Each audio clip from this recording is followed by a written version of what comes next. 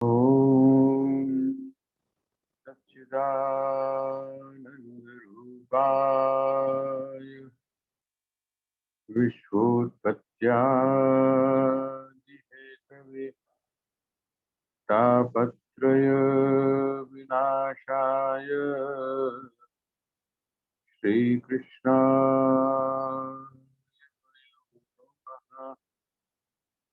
श्रीकृष्ण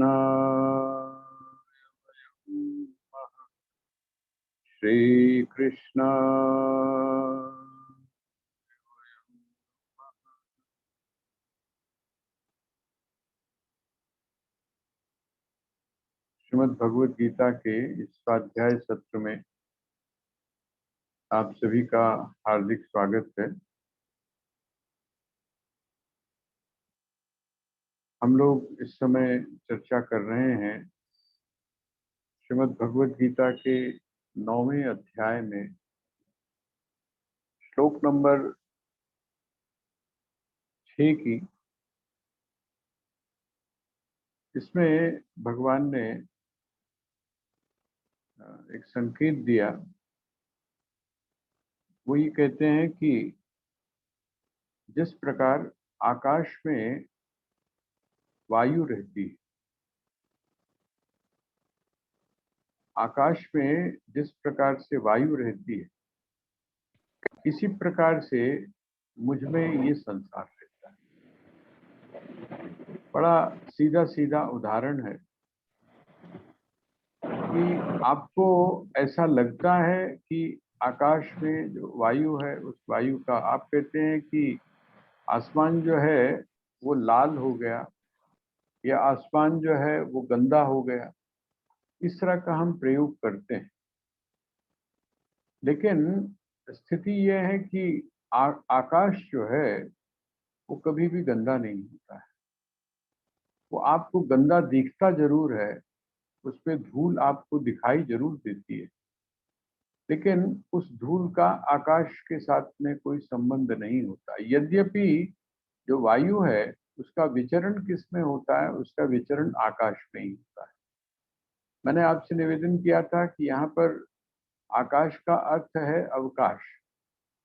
जैसे आपका जो पूरा शरीर है उसमें एक तो वायु का वो रूप है जो बहुत मोटे स्तर पर है, जैसे आप सांस लेते हैं या सांस छोड़ते हैं, और एक जो वायु का स्तर है वो है बहुत सूक्ष्म। बहुत सूक्ष्म का अर्थ क्या है कि जो आपका जो स्नायु तंत्र है बहुत बारीक है, लेकिन उसमें भी जो ब्लड का सर्कुलेशन है वो ब्लड का सर्कुलेशन तभी होता है जब वहां पर आकाश हो। अर्थात अवकाश अगर वहां नहीं होगा तो ब्लड का सर्कुलेशन जो है वो वहां नहीं हो। अगर अवरोध होगा तो जो ब्लड है उसका सर्कुलेशन नहीं हो पाएगा, और उसका सर्कुलेशन के लिए किस चीज की आवश्यकता होती है? वायु, प्राण। यहाँ बिल्कुल इसी तरह से भगवान कह रहे हैं कि जिस प्रकार वह जो आकाश है, उस आकाश में वायु विचरण तो करती है, वायु उसमें घूमती तो है, लेकिन उसका जो इम्पैक्ट है, उसका जो इफेक्ट है, उसका जो प्रभाव है, वो आकाश के ऊपर किसी भी तरह से नहीं पड़ता है। वायु तेज हो तो आकाश के ऊपर कोई अंतर नहीं पड़ता, वायु कम हो तो आकाश के ऊपर कोई अंतर नहीं पड़ता, अंधड़ आ जाए तो आकाश के ऊपर कोई अंतर नहीं पड़ता। कहते इसी प्रकार से, बिल्कुल इसी ही तरह से जो मैं हूं, मुझ में ये संसार है, मुझ में ये संसार है, लेकिन मेरे ऊपर उसका कोई प्रभाव नहीं पड़ता है। इसका क्यों प्रभाव जब नहीं पड़ता तो उसका होना या ना होना वो एक ही जैसा है। इसीलिए भगवान साथ में ये भी कह देते हैं कि वो मुझ में नहीं है। ये जो संसार है ये संसार मुझ में नहीं है और मैं संसार में नहीं। इसका अर्थ क्या हुआ? इसका अर्थ यह हुआ कि दोनों एक दूसरे में दिखाई तो देते हैं।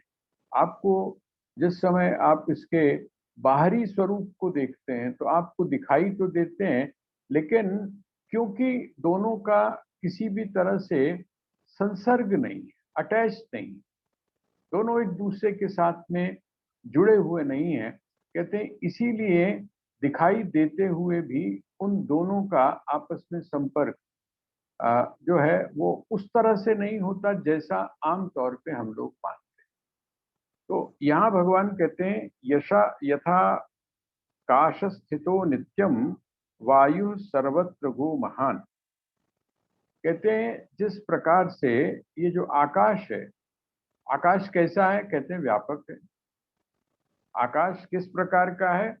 वो बहुत व्यापक है, और उसमें जो भ्रमण करने वाला, उसमें जो वो सदैव जो है उसमें वायु का जो प्रवाह है वो चलता रहता है। वायु की गति उसमें होती रहती है, वायु उसमें रहती है। लेकिन तथा सर्वाणि भूतानि मत्स्थानि त्युपधारय। कहते हैं इसी तरीके से, बिल्कुल इसी तरीके से ये जो आकाश है, ये आकाश में जिस तरह वायु घूमती है उसी तरह से मुझ में ये जो संसार है ये रहता है। स्पष्ट हो गया यहाँ पर। इसका मतलब भगवान जो है वो इस बात को कह रहे हैं। देखिए बिल्कुल ये वही चीज आ गई जैसे आप लोगों ने कर्मयोग में पढ़ा था ना। कर्मयोग में क्या पढ़ा था? आप कर्म करते हुए भी कर्म से मुक्त क्यों कब रहते हैं? जो आप कर्म, आप दिखाई तो दे रहा है कि कर्म कर रहे हैं, लेकिन वो जो कर्म है वो कर्म का बंधन आपको क्यों नहीं होता है? कहते हैं तब नहीं होता जब आपके उसमें कर्मों में किसी भी प्रकार की आपकी आसक्ति नहीं, अनासक्त भाव। ये जो अनासक्त भाव है, ये अनासक्त भाव को आप थोड़ा सा यदि जोड़ेंगे तो ये क्या है? कहते हैं ये बिल्कुल ऐसे ही है जैसे नदी के किनारे, नदी के किनारे जो रेत के मकान बनाते हैं, रेत की कॉलोनीज बनाते हैं, रेत का घर बनाते हैं और बड़ा सुंदर बनाते हैं, पूरी जान लगा देते हैं। लेकिन जब उठ के वहां से चलने लगते हैं बच्चे, तो वो क्या करते हैं? वो उसको तोड़ देते हैं, या तो तोड़ देते हैं या बना बनाया छोड़ देते हैं। और जब बना बनाया छोड़ देते हैं तो उनको फिर उसका ध्यान भी नहीं रहता है कि वो उन्होंने मकान बनाया था, उसकी वो चर्चा भी नहीं करते। कहते इसी तरह से क्यों उसकी चर्चा क्यों नहीं करते? क्यों? क्योंकि वो वहां पर खेल रहे थे। ये जो परमात्मा है जिसको आप ईश्वर कहते हैं, जहां पर वो जो भगवान है वो कह रहे हैं कि ये सारा संसार, जब संसार की बात की जाती है तो वहां पर कौन सा तत्व हो गया संसार के साथ में जुड़ा हुआ? तो कहते हैं संसार के साथ में जुड़ा हुआ ईश्वर तत्व, अर्थात ईश तत्व हो गया। वो ईश तत्व क्योंकि क्या करता है? लीला करता है। देखिए लीला में और कर्म में अंतर है। लीला में और कर्म में अंतर है। हम लोग क्या करते हैं? हम लोग जो कर्म है, हम लोग जो कर्म है उसको लीला बनाकर चलना चाहिए, लेकिन ऐसा हो नहीं पाता। कर्म को लीला बना के चलना चाहिए। और हम लोग तो क्या करते हैं? जो लीला होती है, लीला का अर्थ होता है खेल। खेल खेल, उसका कोई उद्देश्य नहीं है, सिर्फ खेलना ही मात्र उद्देश्य है। आपने कभी, मैं तो देखता था, अब तो काफी समय से मैं नहीं गया देहरादून में। जो लोग रहने वाले हैं वो जानते होंगे, एक वहाँ एक स्थान है हनुमान चौक। और वो हनुमान चौक जो है वहाँ पर अ, अब पता नहीं वहाँ कैसी स्थिति है, लेकिन मेरे को ध्यान है कि जब हम वहाँ जाया करते थे कभी, तो वहाँ देखते थे एक जमघट होता था। चौक के ऊपर एक जमघट होता था। जमघट किस बात का होता था? दो व्यक्ति वहां पर शतरंज खेल रहे होते। और वो जो शतरंज जिस समय खेल है, क्या वो खेल है? शतरंज जो है वो खेल है, लेकिन वो खेल खेल नहीं रह जाता। वो युद्ध से कम नहीं होता है। आधा ग्रुप जो है वो एक तरफ हो जाता है और आधा ग्रुप जो है वो दूसरी तरफ हो जाता है। दोनों तरफ हो गया। आप अपने जीवन में देखिए, अभी तो आप लोगों ने जो ये समय बीता है तो आपने इंडोर गेम्स खेले होंगे। किसके साथ में? जब आप अपने किसी समकक्ष के साथ खेलते हैं। जब आप अपने किसी समकक्ष के साथ अर्थात अपनी आयु के किसी भी उसके साथ खेलते हैं तो आप में एक प्रतिस्पर्धा होती है, आप में एक ये होता है कि मैंने इसको हराना है। वो आपको हराने की बात करता है और आप उसको हराने की बात करते हैं। लेकिन आप ये बताइए, खेल तो आप इस समय भी रहे, ये तो है तो खेल, लेकिन इस खेल को आपने क्या बना दिया, ये खेल खेल नहीं रहा बल्कि ये तो एक संघर्ष हो गया।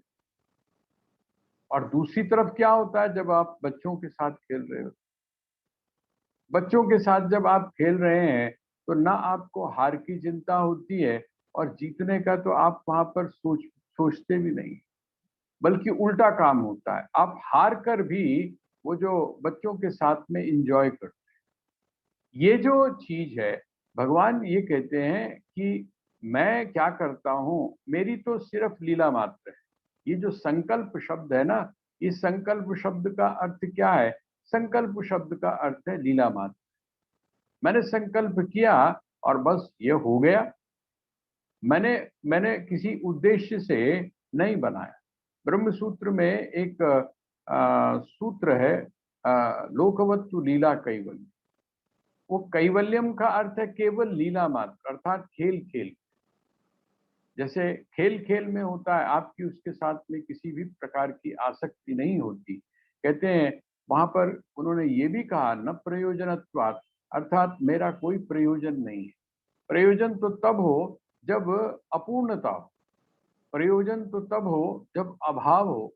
उस अपूर्णता को समाप्त करने के लिए हम क्या करते हैं? पूर्ण होने का प्रयास करते हैं। अभाव को समाप्त करने के लिए हम जब प्रयास करते हैं तब कुछ और होता है, लेकिन यहाँ पर वह जो पूर्ण है, सदैव पूर्ण है, वो पूर्ण अगर किसी बात को कर रहा है, आपको कर्म करता हुआ दिखाई दे रहा है, तो वो क्या है? कहते हैं वो आपको दिखाई जरूर दे रहा है, लेकिन उसकी स्थिति बिल्कुल ऐसे ही है जैसे कि भगवान ने यहाँ पर आकाश की और वायु की बात।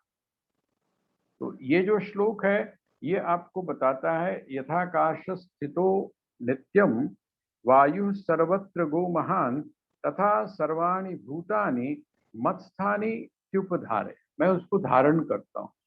कैसे धारण करता हूँ? कहते हैं आकाश जैसे वायु को धारण करता है। वायु को धारण तो करता है, लेकिन धारण करने के बाद में भी उस वायु का किसी भी प्रकार का जो प्रभाव है वो आकाश के ऊपर नहीं होता।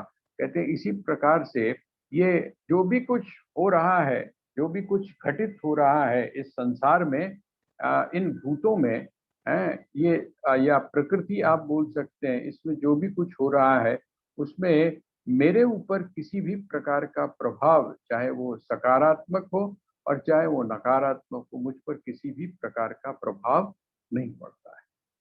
आगे भगवान कहते हैं सर्वभूतानि कौन्तेय प्रकृतिम यान्ति मामिकाम कल्पक्षये पुनस्तानि कल्पादौ सृजम कल्पादौ विसृजाम्यहम्।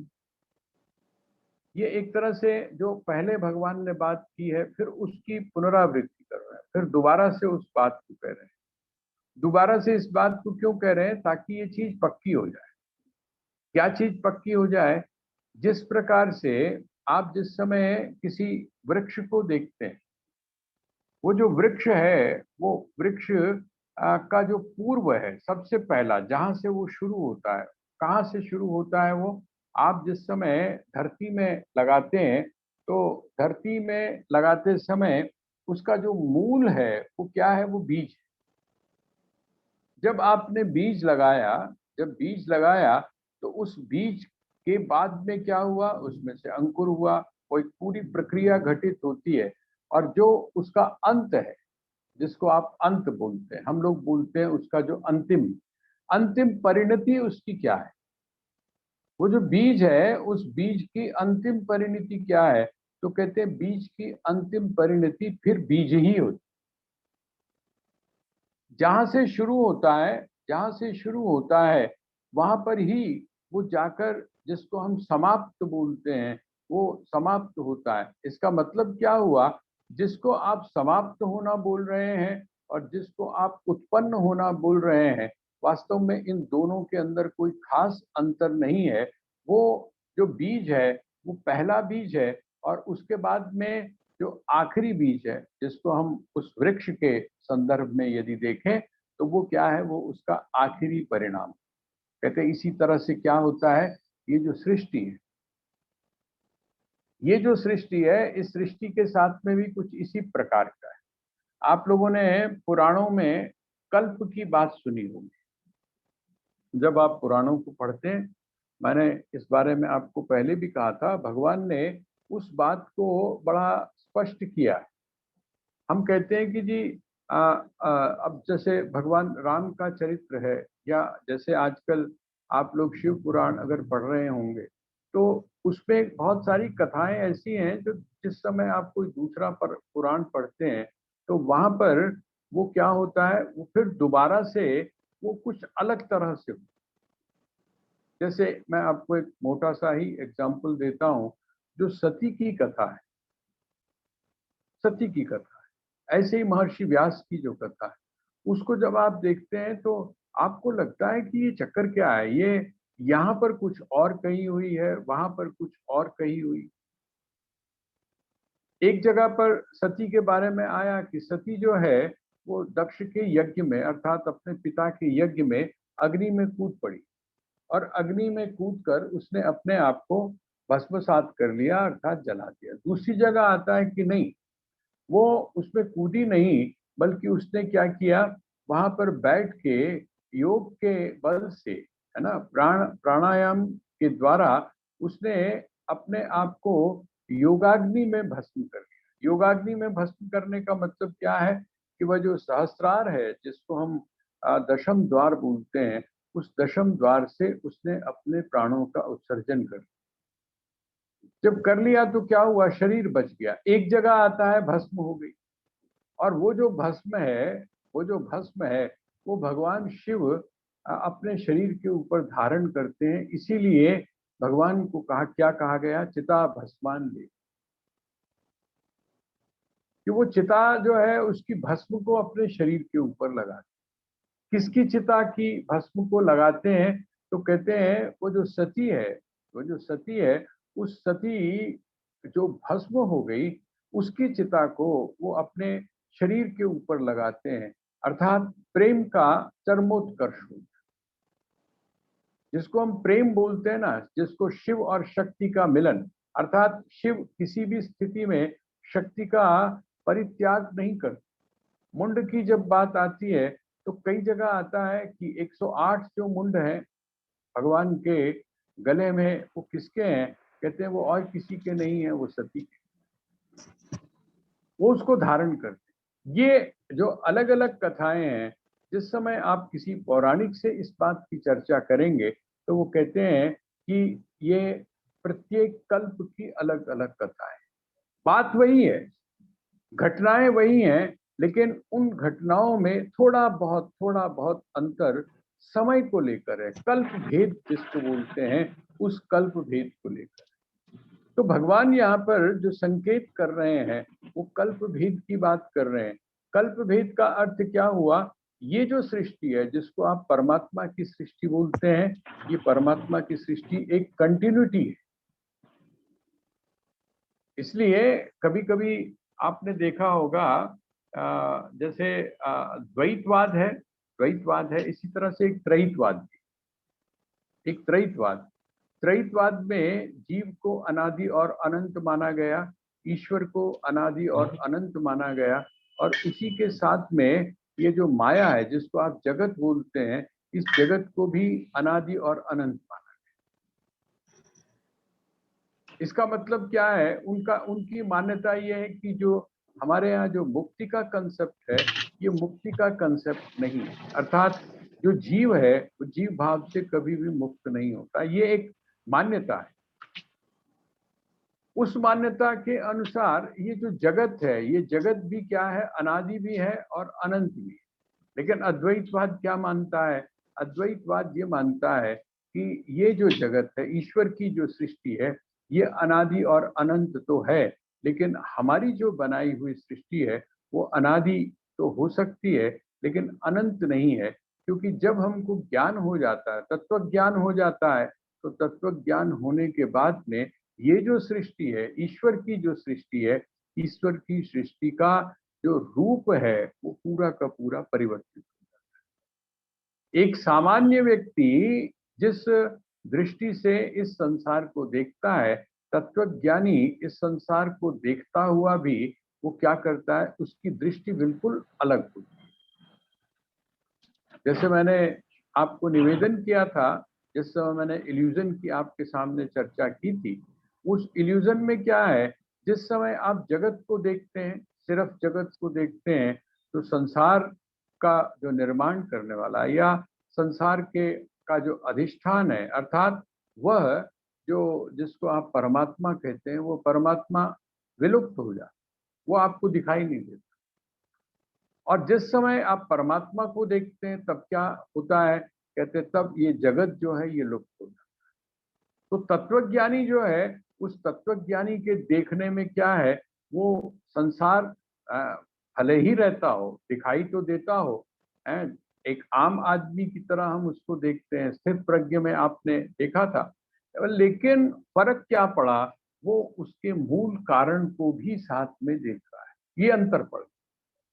तो यहाँ पर वही है, अनादि, अनादि और अनंत, कौन सी चीज है अनादि और अनंत?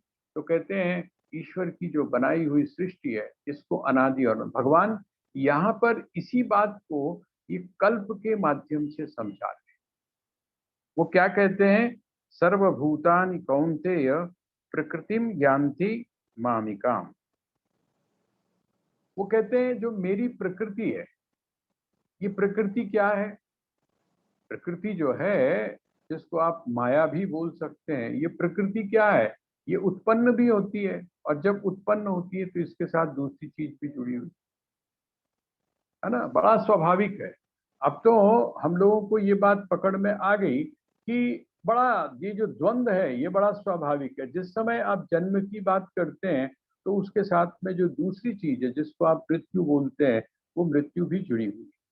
जिस समय आप व्यक्त की बात करते हैं तो उस व्यक्त के साथ में अव्यक्त भी जुड़ा हुआ है। ये बिल्कुल हमारे सामने अब तो बिल्कुल क्लियर हो गया। तो कहते हैं ये जो प्रकृति है, ये प्रकृति, मेरी जो प्रकृति है, इसको प्राप्त होते हैं। कौन प्राप्त होते हैं? कहते हैं जितने भी भूत हैं, हे कौन्तेय, हे कुंती पुत्र अर्जुन, ये समस्त भूत जो है ये क्या है? कहते हैं प्रकृतिम यान्ति मामिकाम। कहते हैं कब मेरी प्रकृति को प्राप्त होते हैं? कहते हैं कल्पक्षय। जिस समय कल्प का क्षय होता है, अर्थात जिसको आप प्रलय बोलते हैं, एक तो लय होता है, एक प्रलय होता है ना। ये जो प्रलय होता है, प्रलय का मतलब क्या हुआ? प्रलय का अर्थ हुआ वो जो बीज था ना, बीज, आप बीज के साथ में थोड़ा सा जोड़ के इसको समझ लीजिए। वह जो बीज था, वो बीज जन्म हुआ, अर्थात उससे सृष्टि का सृजन हुआ। जो वृक्ष है उसका सृजन किससे हुआ? बीज से हुआ, अंकुर बना। बड़ा अच्छा लगा आपको जब अंकुर बन के एक चीज निकलती है तो कितनी प्रसन्नता होती है। मेरे को याद है जब मैंने अपनी जीवन में सबसे पहली बार अगर ऐसी कोई चीज लगाई थी तो वो क्या था? मक्की। मक्की जो होती है ना, भुट्टा, ये भुट्टा। तो और कुछ नहीं था, बरसात बहुत होती थी और एक ड्रम हमारे यहाँ रखा हुआ था जिसमें मिट्टी थी पड़ी हुई, उसमें हमने उंगली से, बरसात का समय था, हमने उंगली से छेद किया और हम देखते थे कि लोग इस तरह से कुछ करते हैं। हमने उसके अंदर वो जो भुट्टे का एक दाना था, वो भुट्टे का दाना डाला, और जब भुट्टे का दाना डाला